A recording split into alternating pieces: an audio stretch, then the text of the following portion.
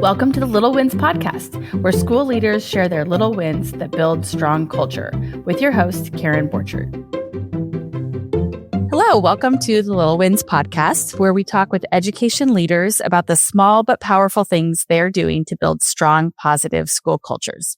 I'm your host, Karen Borchert. Today's guest is Samantha Sebestik. Sami is the principal of Pleasant Acres Elementary School, a bilingual K-5 school located in Rantoul, Illinois. Now in her 9th year as an administrator, Sami leads a diverse, multilingual learning community with a strong emphasis on inclusion, equity, and student belonging. Welcome to the Little Wins Podcast, Sami. Thank you for having me. So glad that you're here. Well, it's so fun to talk with you a little bit about your school and about the school culture that you are developing. You have a really great story, and I know it's going to bring a lot of wonderful little wins to our audience. Can you start off with just telling us a little bit about your journey in education and in leadership? Sure. So I started out teaching high school Spanish, actually, fell in love with that when I was much younger and knew that was something that I was passionate about teaching. So that's what I did. And my husband and I are from the area, from Central Illinois. We ended up moving to Tennessee for a while for one of my husband's jobs. I continued to teach Spanish there and loved it. But after we had a couple of kids, we decided we wanted to move back to Central Illinois. And there happened to be a position open at a bilingual elementary school for an assistant principal. And I did get my administrative degree while in Tennessee. And so I thought, even though I did not have a ton of elementary experience, I really did like my internship that I did at the elementary level. And because it was a bilingual school and I could still utilize that Spanish that I had worked on, and really loved working with the Spanish-speaking community. In Tennessee, I had a little bit more experience with that than in Illinois. And so I was eager to try that position, to apply for that.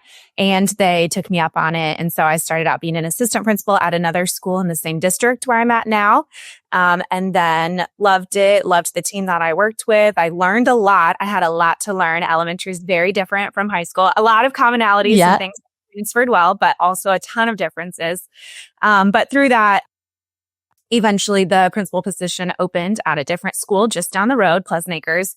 And I was excited to try that out next. And that is where I'm at now. Again, with an amazing team of educators that continue to show me grace and support as I learn in this new role. But I really enjoyed it. That's awesome. That's great. Well, tell me a little bit about, take us into the hallways of your school. Tell us a little bit about what your school is like, and tell us a little bit about your school culture. Sure. Superficially in our school, we try to make sure that our staff and students and families feel seen and represented just when they walk through the building. So we like to have current pictures and real pictures of our students and our teachers up in the teachers' lounge, on bulletin boards, in picture frames in the hallways, so we can change them out easily. We have hallways full of books that, I don't know if you've heard the article by Dr.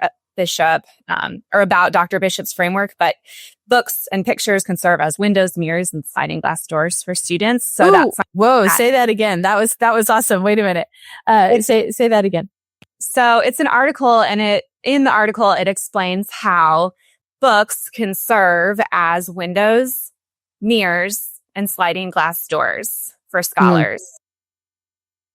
So, they can see opportunities that they don't experience yet. They can also see themselves. So anyways, we try to live by that in our classroom libraries and bulletin boards and things like that. So superficially, again, that's what I think you would see. I think you would hear, obviously, multiple languages, mostly Spanish and English, but we do have some people that speak other dialects from each other and some that speak French also. So we do really embrace that. So you would definitely hear multi languages happening. And you would see a lot of people in the hallway greeting everybody. We're really strong on greetings and learning names and high fives and things like that. We have bright colors. When I started, we were able to change the school logo and school colors a little bit. So We tried to make it bright and cheery and feel like an elementary school, not too clinical. That's awesome. That's awesome. I love the really simple idea of photos of your students and your staff in the hallways. I think that's just those, friendly faces and making sure that everybody sees that kind of human side of everything that is happening at school. I think is wonderful. So that's awesome. That's great. And we're going to do canvas pictures, just like a little tidbit. We were going to do canvas pictures because they look really nice. You can make them really big and put them up. But we realized quickly that if you want to keep them current with your current students, we're a very transient community. We figured out very quickly that frames are the way to go, so we can just switch out the pictures. So just a tidbit if that's something someone to incorporate. Yeah, that's awesome. That's great. Yeah. That's super cool. Okay. Well, you talk a lot about your school being a lot of bilingual and multilingual learners. Can you talk a little bit about how you foster that sense of belonging when you mentioned bilingual and multilingual learners, and you also mentioned you have kind of a transient population for your building. Talk a little bit about how you foster a sense of belonging for those learning groups. Sure. Of course, we try to make ourselves available by recognizing students' home languages. And so we will communicate in their home language whenever possible, which usually we can, thankfully, because we have a lot of bilingual staff. So that is super helpful. But beyond that, we try to offer a lot of school-wide events and even classroom events throughout the year, not just during Hispanic Heritage Month or Black History Month, but we try to kind of embed that learning throughout the school year. Cool. And also on a deeper level, as educators, I feel like our team has grown and done a better job of holding each other accountable when we notice something maybe not aligning to our goal or a sense of belonging. Yeah. And so we try to not slip into the routine of only being celebratory during a planned month and try to embed the multiculturalism into what we do on a regular basis. So we'll do things like in Mexico, they celebrate Day of the Child, for example. And so that's a celebration that we have adopted now and try to celebrate that. It's not maybe as popular nationally here, but it's something that we heard that our families celebrate. And besides us just hosting an event, the parents, we have a bilingual parent advisory committee. They have really taken ownership over that, and they've done a lot of the planning and ideas and inviting different community groups to come to things like that. And then, so letting them be involved in the planning is also a great way to increase buy-in and a sense of community not just so that our students feel welcome and that our staff feel welcome at school, but we also want our families to feel included into our school community. Yeah. And so giving them opportunity, like they want to participate. Really giving them those opportunities to do that. That also heard once that, I can't remember where I heard it. Maybe it was another podcast, but someone said, like a monolingual person like me, when I tell somebody I learned Spanish and, I'm bilingual, people will be like, oh my gosh, that's so awesome. That's so great for you. I can't believe you. They're so proud of me. They celebrate that with me. And then when I think there has been a history maybe of students who are bilingual who speak Spanish when they come to school, the first thought is, oh, how can we teach them English? The first thought is, that's amazing that they speak Spanish and we should celebrate that. And that's so cool. And so we've tried to shift that as a school too, and really change from thinking from a deficit mindset to this. They bring so many skills and background knowledge and just things that we can celebrate as students. And then the same goes for their parents and families. And for staff members who feel very competent and confident in Spanish, but maybe are still learning and growing in their English. And so just making sure that, we're really acknowledging what they're bringing to the table. Right. I love that concept of when you said shifting away from a deficit mindset. I think that idea that, you're here in this school and you're speaking the wrong language or something like that is not, not the way to approach it. I love that. And I love the idea, too, of really, being intentional about celebrating multiculturalism during, not during the named months, and during different times. Those are really cool, experiences. I love that. So, can you talk a little bit about, a tradition or practice, that really defines the culture or the identity at Pleasant Acres? So we do celebrate Hispanic Heritage Month. So I don't want to say we don't celebrate during that month. Mm-hmm. And same thing for Black History Month. We do celebrate during those months. We just try to make sure it's not just a one-stop. It's not only during those months. Yes. So those are a couple of traditions that we have. Actually, we have a really fun Hispanic Heritage Parade every year. It's during the school day, but we invite families in. Cool. And every classroom, it used to be just bilingual classrooms would do this, but we were like, we can all learn about a Spanish speaking country, and contributions to our culture and our society. And so every classroom kind of draws, randomly selects a country, to research and represent. So we don't just have the one event. There's some research ahead of it, and it's bonding time and learning time for scholars and for teachers. So classrooms will do some research, or if the student is from that country or their parents are from that country, it's really neat because they also can bring in some personal knowledge that they have and personal experiences that they have. Like, my grandma loves making this dish for my family. Or yes, when I go to visit my aunts and uncles, I see them wearing that attire for this special occasion.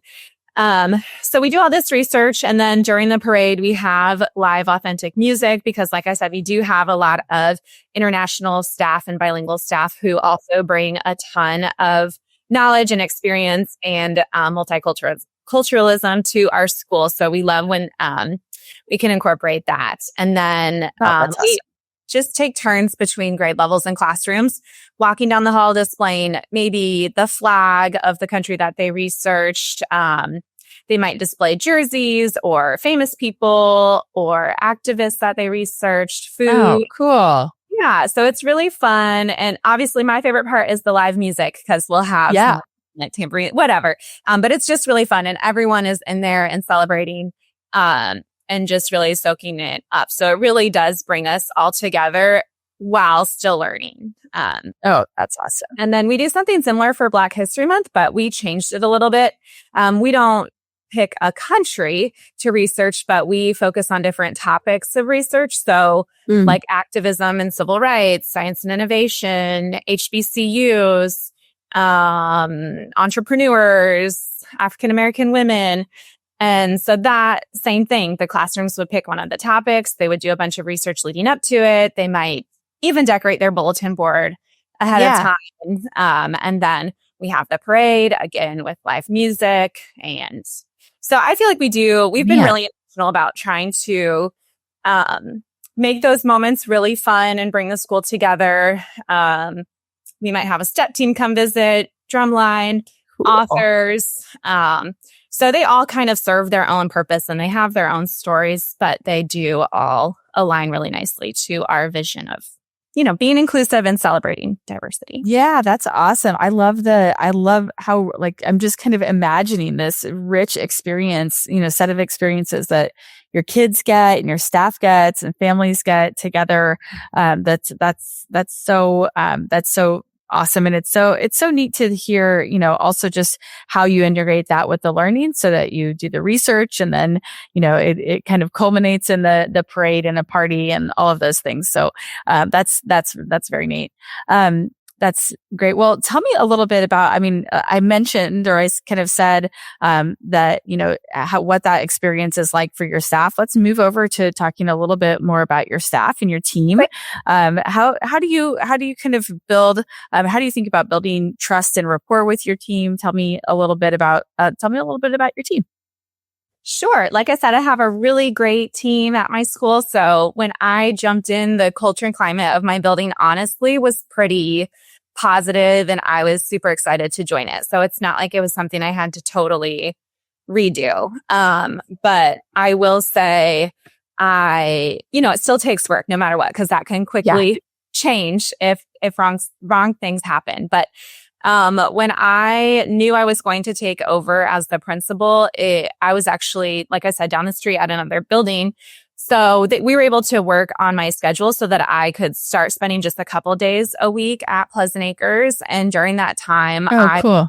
Yeah, that was, if people can make that work, that's amazing. Yeah, that's I was great. able to use that time to not only pick the brain of the current principal, just to hear what's working, and just to have that time to talk in person is really critical. But I could also set up individual times with educators at the building to hear from them about what they love about their building, about ideas they have for moving the building forward.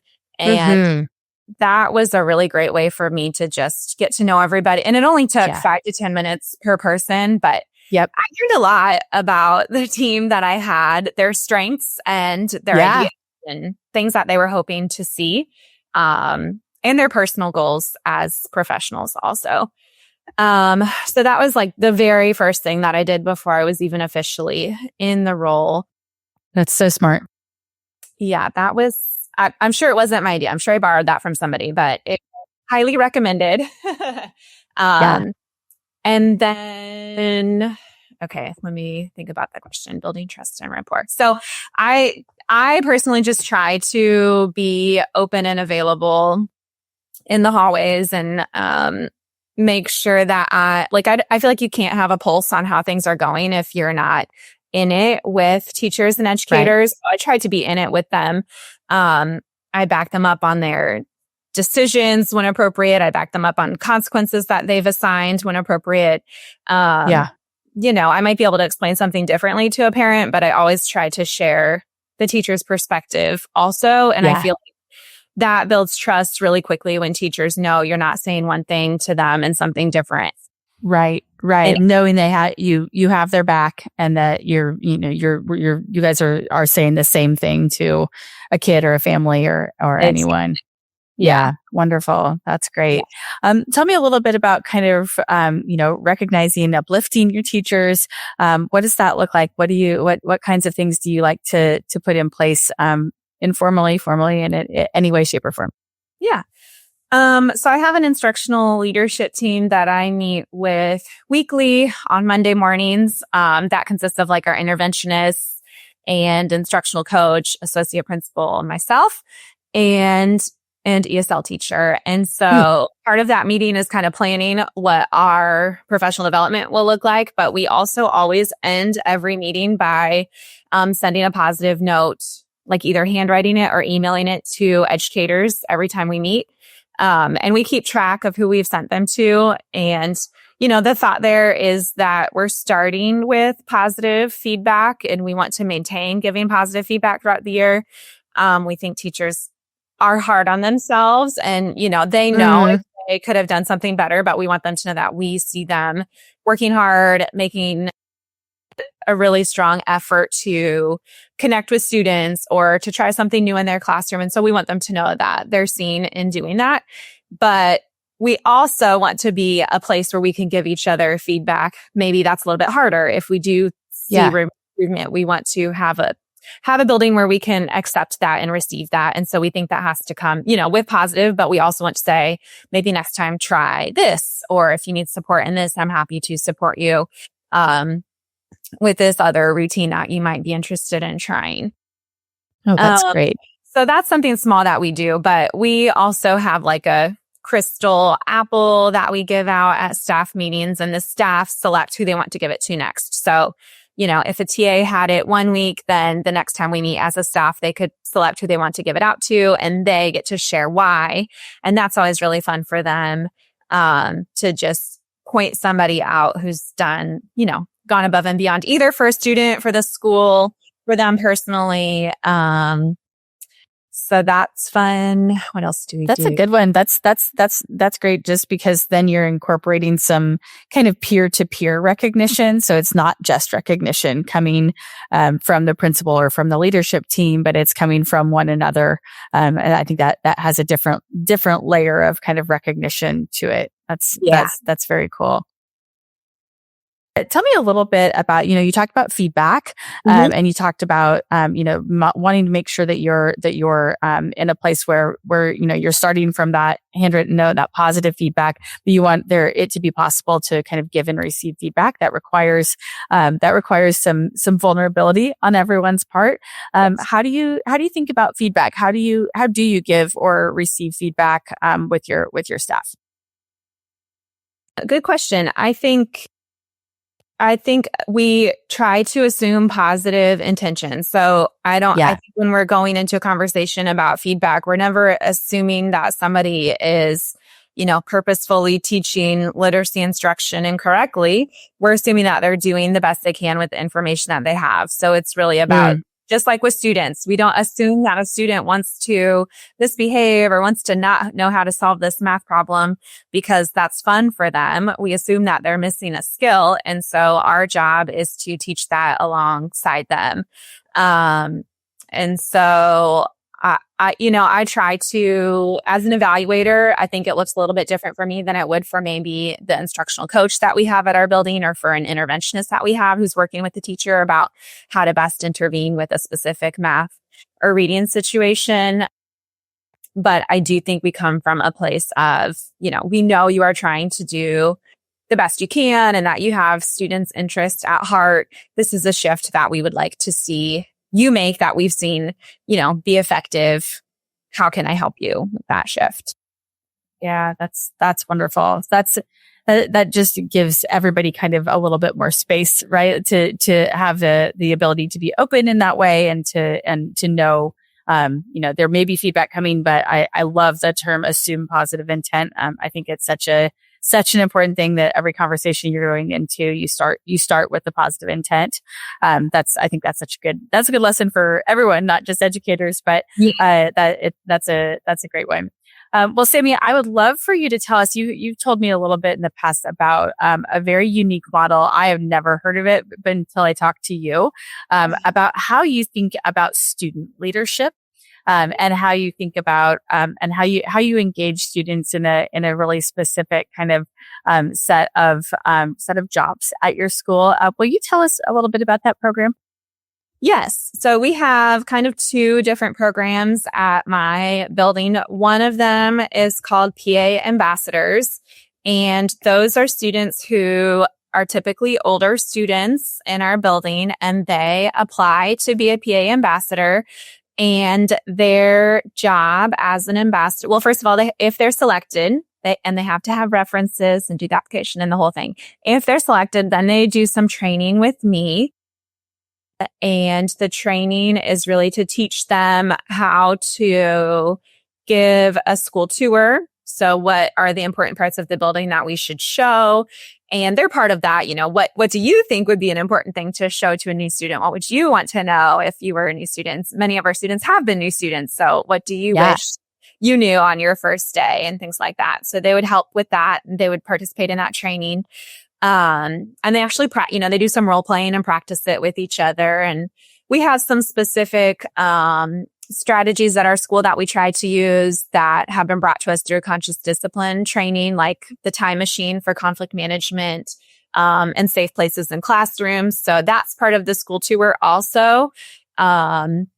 We also have like school-wide, signals that are important to know. Like if they hear the chime, that means voices off and hands up, so little things like that. We want them to know when they get there, and they hear that for the first time, they're not looking around, the only one talking. What is it? Yeah. Yes.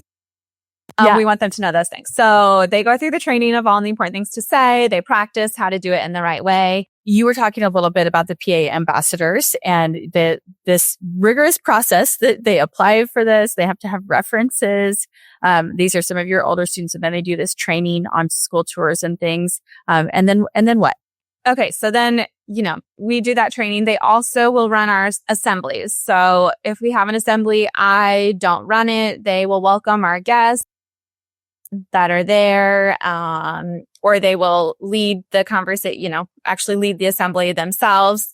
So those are their two primary roles. They'll do other things here and there. If we have a special event, during the school day, after school, they might serve as greeters or hand out flyers or things like that. But,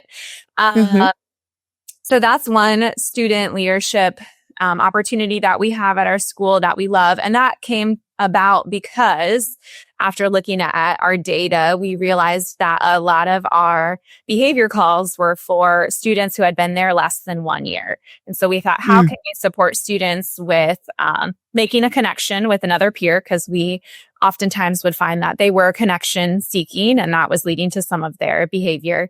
Instead of attention seeking, we try to assume positive intent and shift that to connection seeking. Yeah, I love that.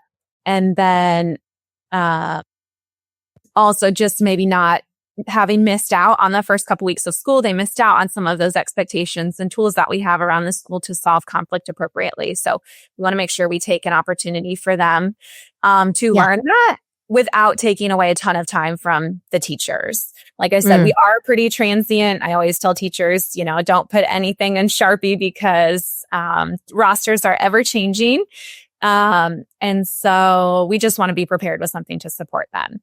And then other student leadership roles that we have that any student can apply for, grades K through 5, are just for student jobs. And again, students have to apply. They have to have references. They have to share. They can have an adult help them with the application, but they do have to share like why they want to do specific jobs. And so we have jobs for almost anything you can think of. We have student TAs for the art room that would help clean up the tables in between classrooms. We have student TAs for kindergarten who might go down and help open breakfast items at the beginning of the day in the classroom.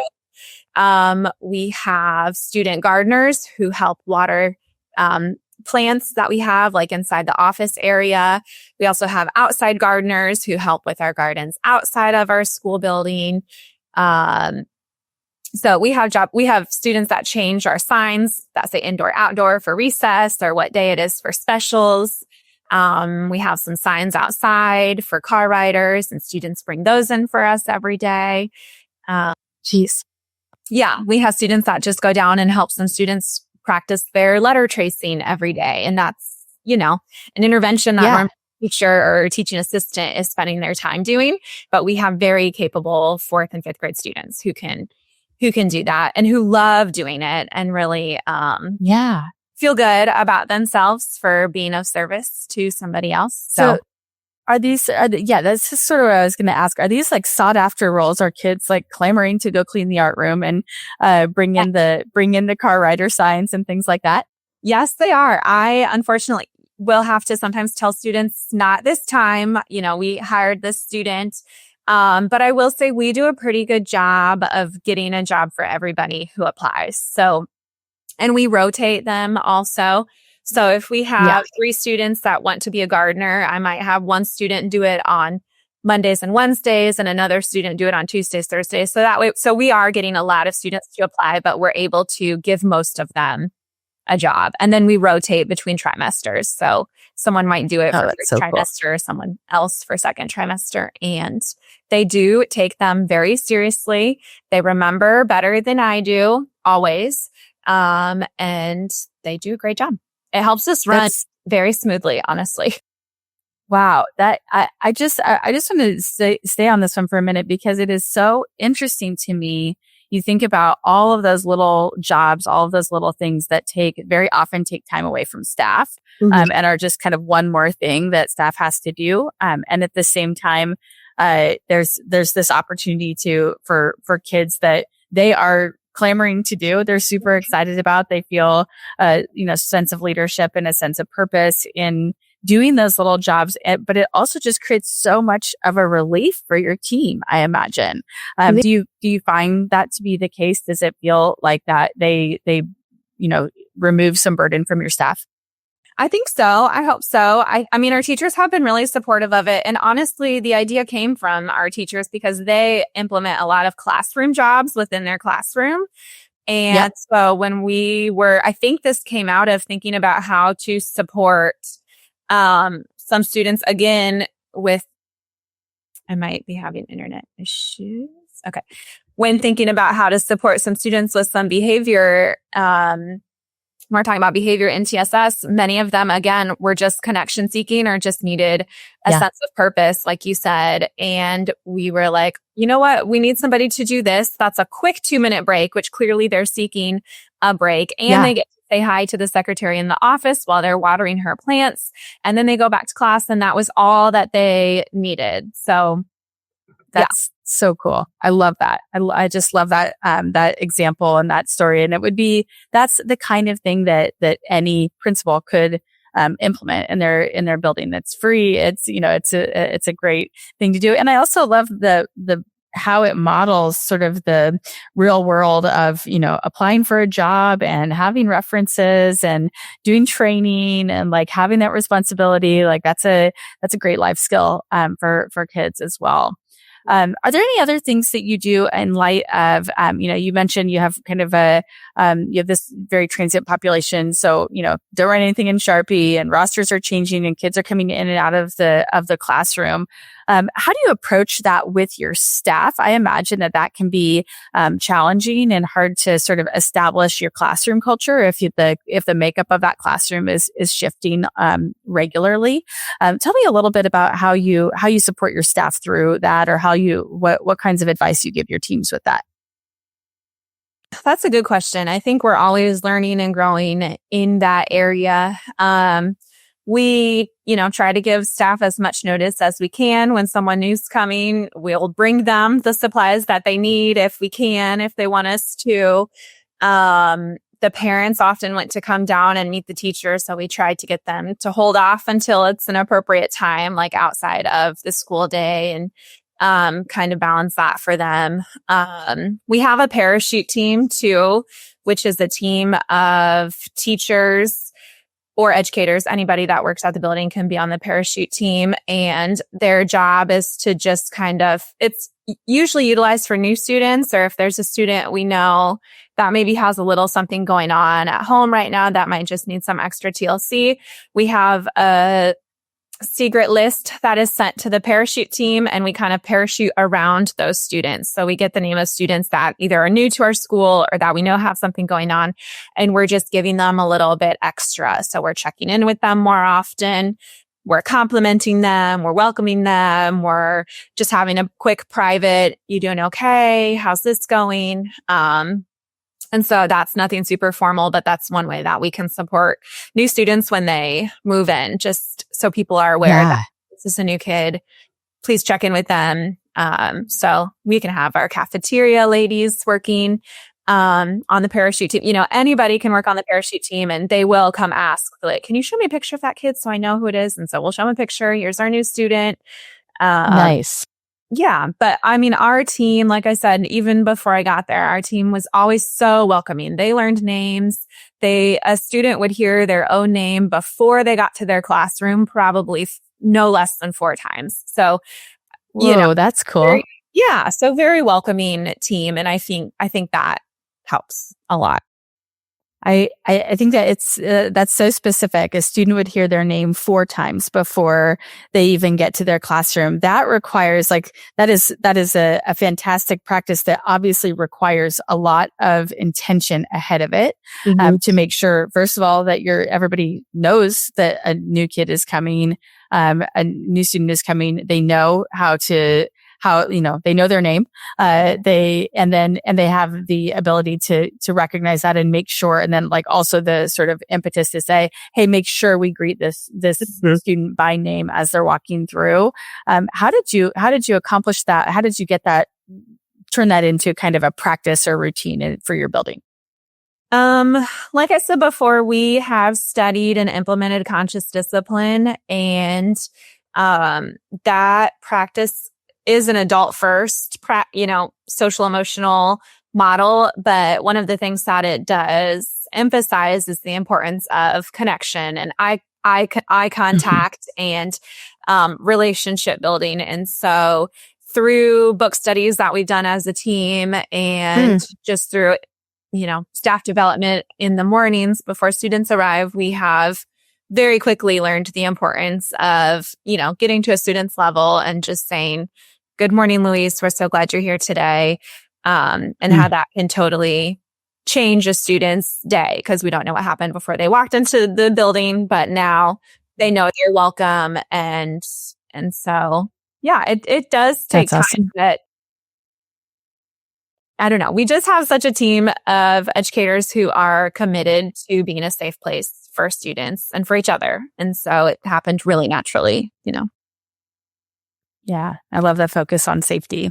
Well, it sounds like you have such a vibrant school and also such a school that is so caring and kind and safe. So it's lovely to hear kind of the intentionality and just overall focus you have put on that across everything. We as you know, we always close our each episode with this same 3 questions. Are you ready for those questions? I think so. Okay, here we go. All right. What are 3 words that you want to define your school's culture? I want people to think of my school as being inclusive, empowering, and joyful overall. I love that. Inclusive, empowering, and joyful. It sounds like it is. It's we try. We try. We're not perfect. Days. We try very hard. Yes. That's awesome. Speaking of that, what's one little win that you've had at work lately? So, it's summer for me, so I can't think of something that happens like this week. But this year, I had a teacher who started with me. So, she's getting ready to start her 5th year, just like I am. She's had a couple of difficult years and students and just some challenging years. But she came to me at the end of the year this year and said it was her best year yet. And she taught before she came to my school too. And she said it was her best year in teaching. And that was a big win because it wasn't because the students are different or anything was easier, but it was because of her commitment to professional growth. We have a lot of things available to support teachers, and she embraced new strategies and was willing and stayed consistent. And, she just gained a lot of confidence in herself, and she found joy in teaching. And that really is the goal. So that was a big win. And then that same teacher, her first year, she had a student who, the superintendent knew the student's name because he had so many office referrals and really. Oh my gosh. Yes. And he just completed his final year with us with less than 2 office referrals for the year and a job of being a teaching assistant in her classroom. And so it was just like kind of a fun full circle moment to see that. That's awesome. I love that. Those are the congratulations on that. That's wonderful. And the last question is, what do you believe any educator can do to improve their school culture right now or strengthen their school culture right now? I think any educator can just start by building trust. So start by listening, honoring the history of the school or where you're at, and showing up consistently in small ways. So like I said, greeting students goes a very long way. Greeting your coworkers goes a really long way. It does. I love that. I love the point of kind of honoring the history of the building and kind of honoring the team and the students that are there too is something that feels like it's very much a hallmark of your leadership and kind of how you think about things. So I love that. Well, this has been an amazing conversation. We've heard some amazing little wins today. Everything from sending handwritten notes of positive feedback just to start the feedback loop to assuming positive intent, the ambassador program and student jobs that create not only empowerment for students, but also relief for teachers. The parachute team, I just love that name. And all of the ideas that you have here are just wonderful little wins. Oh, and photos in the hallway. I love that one too. So thank you for all of those little wins that we can share and bring back, to our listeners, and wishing you the best, year ahead. And, thank you so much for being on the show. Yeah, thanks for having me. And I do just want to say, like, all of these ideas are not necessarily mine. I'm constantly going places and hearing of an idea and just figuring out how I'll bring it back to my team and say, I heard this idea, or they'll bring something and we're like, how can we make it ours? And so, I guess that's another thing that people can do is just try something that you think might be a good fit and just know you're going to have to tweak it as you go on. But there are great ideas out there. So, so many. Yes, exactly. That's what they're there for, right? Exactly. That's wonderful. Thank you so much for being on the show. Thank you. Have a little win? We'd love to hear from you. Learn how we help schools build strong culture at getalpaca.com.